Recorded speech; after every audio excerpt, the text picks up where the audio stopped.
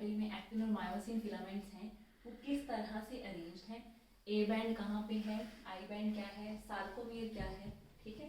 तो अब इस डायग्राम के थ्रू हम ये सब चीज़ें समझेंगे। तो ये डायग्राम रिप्रेजेंट कर रहा है कि जो मायोफाइब्रिल है, जो मायोफिलामेंट है, उसकी स्ट्रक्चर कैसी है। तो ये एक मायोफाइब्रिल का स्ट्रक्चर है, ठीक है। तो ये क्या है, ये है मायोफाइब्रिल, ठीक है। तो मायोफाइब्रिल के अंदर हमें पता है एक्टिन और मायोसिन की फिलामेंट्स प्रेजेंट होते हैं, ठीक है। तो ये जो थिक बैंड्स दिख रहे हैं, जो थिक फिलामेंट्स हैं, ये क्या है, मायोसिन के फिलामेंट्स हैं। और ये जो थिन फिलामेंट्स हैं, ये किसकी फिलामेंट्स हैं, एक्टिन प्रोटीन के फिलामेंट्स हैं, ठीक है। तो यहाँ पे हम देख सकते हैं कि ये जो थिन फिलामेंट है, ठीक है, ये थिन फिलामेंट जो एक्टिन की बनी हुई है, इसको एक जिगजैग लाइन क्रॉस करती हुई जा रही है, ठीक है। इसको एक जिगजैग लाइन बाइसेक्ट कर रही है, इसको हम क्या बोलते हैं, जेड लाइन बोलते हैं, ठीक है।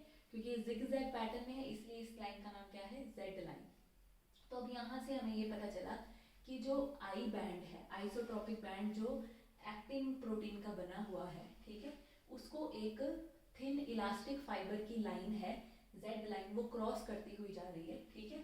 तो ये जो बैंड है यहाँ पे इस तरह से हम देख सकते हैं, इस बैंड को हम क्या बोलते हैं, आई बैंड बोलते हैं, क्योंकि यहाँ पे सिर्फ और सिर्फ एक्टिन प्रोटीन के जो फिलामेंट है वो ही प्रेजेंट है। तो इस बैंड को हम क्या बोलते हैं, आई बैंड बोलते हैं।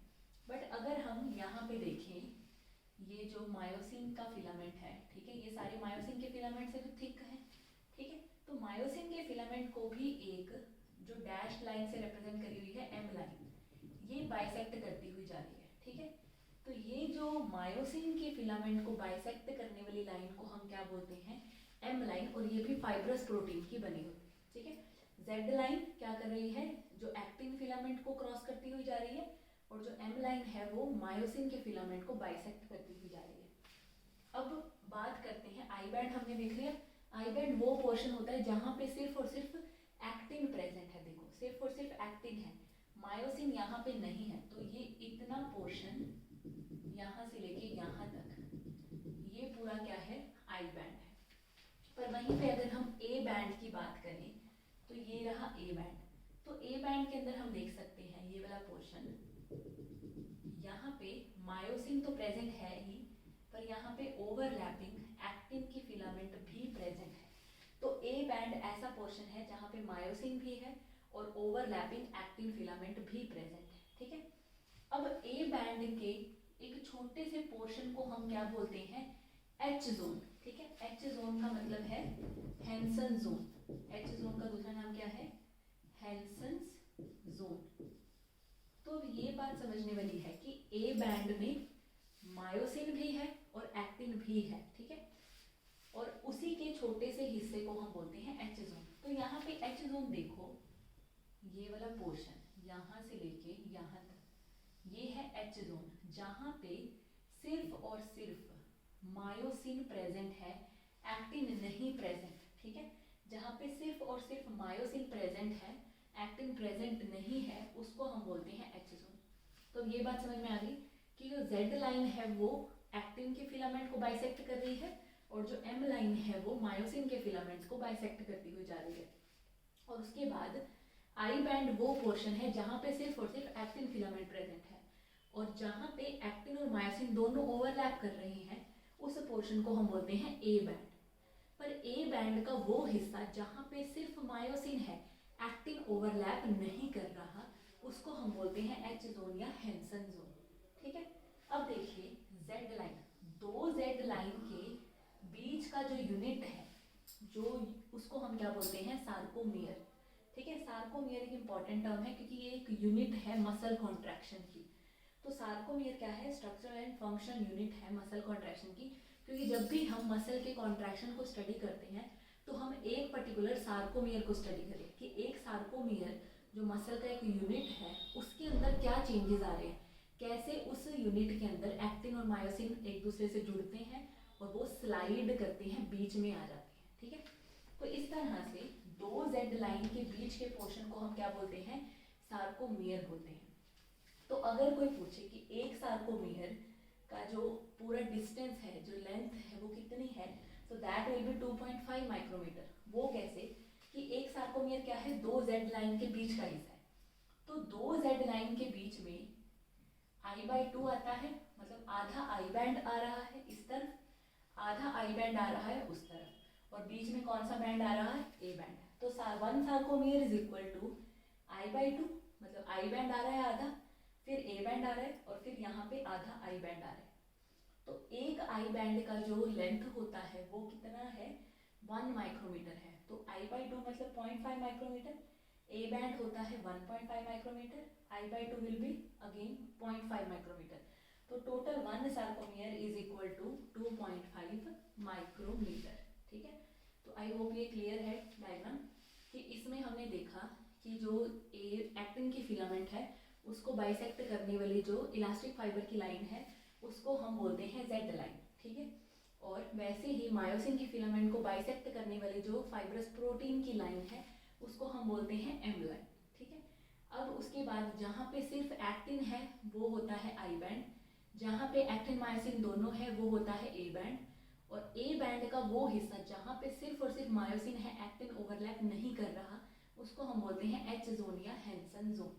ठीक है, और दो जेड लाइन के बीच के हिस्से को हम क्या बोलते हैं, सार्कोमियर, और ये सार्कोमियर क्या है, स्ट्रक्चरल एंड फंक्शनल यूनिट है मसल के कॉन्ट्रैक्शन की, और 1 sarcomere is equal to 2.5 micrometre. तो यहाँ पे हम देख सकते हैं कि मायोफाइब्रिल का अगर क्रॉस सेक्शन देखा तो यहाँ पे हमें मायोसिन भी देखने को मिलेगा और एक्टिन भी देखने को मिलेगा। तो अगर हम देखें कि मायोसिन और एक्टिन की अरेंजमेंट कैसी है, कि मतलब एक मायोसिन के अराउंड कितने एक्टिन की फिलामेंट है और एक एक्टिन के अराउंड कितनी मायोसिन की फिलामेंट है, तो वो हम इस डायग्राम से देख सकते हैं। ठीक है, तो ये जो बीच में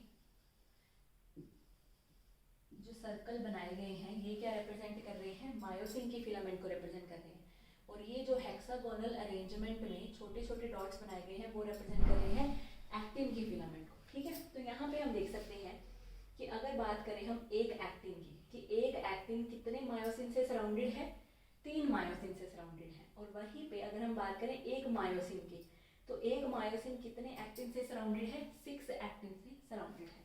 तो अब हम यहाँ पे देखते हैं जेड लाइन, मैंने बताया जेड लाइन क्या करती है, आई बैंड को बाइसेक्ट करती हुई जाती है, इलास्टिक फाइबर की बनी होती है। वो इलास्टिक फाइबर वो भी प्रोटीन का बना, क्योंकि muscle is all about protein. तो जेड लाइन कौन से प्रोटीन से बनी हुई है, एक्टिनिन प्रोटीन।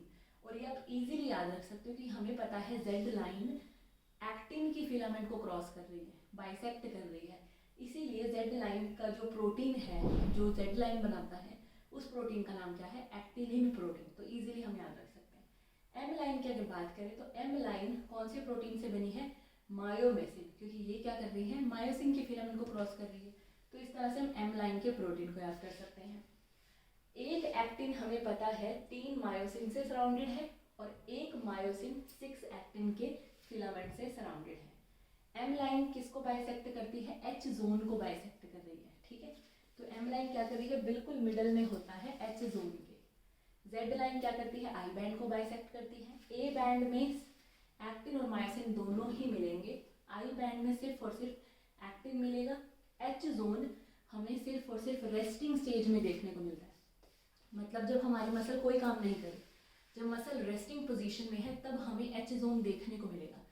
क्योंकि अब मैं आपको थोड़ा सा यहाँ एक्सप्लेन कर देती हूँ कि ये एच जोन है। ठीक है, पर जब हमारे मसल कॉन्ट्रैक्ट कर रहे हैं तो कॉन्ट्रैक्शन के टाइम पे क्या होगा कि ये दोनों जेड लाइन एक दूसरे के पास आ जाएंगी। ठीक है, जैसे ही दोनों जेड लाइन एक दूसरे के पास आ रही हैं तो ये पूरा का पूरा मायोसिन और पूरा का पूरा एक्टिन उसके ऊपर ओवरलैप कर देगा। सपोज करो ये मायोसिन है और ये एक्टिन है, ये नॉर्मली ऐसे प्रेजेंट है। ठीक है, मतलब इनके बीच में गैप है ये वाला, इसको हम बोलते हैं एच जोन। पर जैसे ही मसल कॉन्ट्रैक्ट कर रहा है ये एक्टिन दोनों तरफ से जेड लाइन अंदर आएगी तो एक्टिन दोनों इधर आ जाएंगे पूरे मसल कॉन्ट्रैक्शन में। ठीक है, तो उस वजह से जो एच जोन था ये वाला वो गायब हो गया। तो एच जोन हमें सिर्फ और सिर्फ रेस्टिंग स्टेज में देखने को मिलेगा। और सार्कोमियर की अगर हम बात करें तो सार्कोमियर क्या है, मायोफाइब्रिल का वो पोर्शन है जो 2 जेड लाइन के बीच में आता है, और इसी को हम क्या बोलते हैं, structural and functional unit of muscle contraction. तो इस तरह से हमने ये पोर्शन समझा कि यहाँ पे हमने डिफरेंट बैंड्स को, सार्कोमियर को समझा, और उसके बाद हम नेक्स्ट वीडियो में मसल कॉन्ट्रैक्शन के मैकेनिज्म को समझेंगे। ठीक है, उसमें हम रोल ऑफ कैल्शियम देखेंगे, I band, H zone, A band उनके जो लेंथ है उसमें क्या चेंजेस आ रहे हैं वो सब हम स्टडी करेंगे, ठीक है। सो आई होप आपको ये लेक्चर समझ में आया हो। Thank you. Please like share and subscribe my channel. Thank you so much.